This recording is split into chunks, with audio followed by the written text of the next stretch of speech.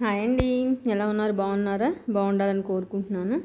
అసలే 3-4 డేస్ నుంచి full rain. సరే ఇంకా హడావుడిగా బయలుదేరి నేను స్టార్ట్ అయ్యి బయటకు వచ్చి లాక్ చేద్దామని చూసేసరికి బయటంతా కూడా కోతులు బీభత్సంగా.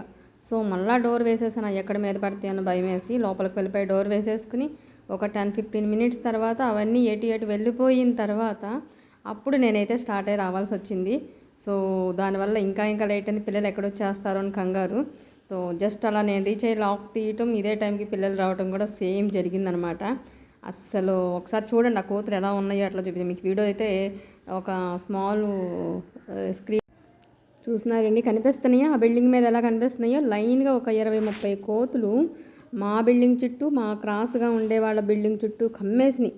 వాటి పిల్లల్ని పొట్టకు పెట్టుకుని మరి అటు ఇటు చేస్తూ ఎవరెక్కడ ఏ మనిషి కనిపిస్తే వాళ్ళ మీద దూకేసేద్దామా అనే టైప్లో ఉంది. ఎవరి కాళ్ళు అంతా లాక్ చేసేసుకుని లోపలికి వెళ్ళిపోయారు. అది చూడండి, దాని పిల్లల్ని ఎంత చక్కగా పెట్టుకునింది. ఒక్కొక్కటేమో పేలు చూసుకుంటుంది, ఒక్కొక్కటేమో గోక్కుంటుంది.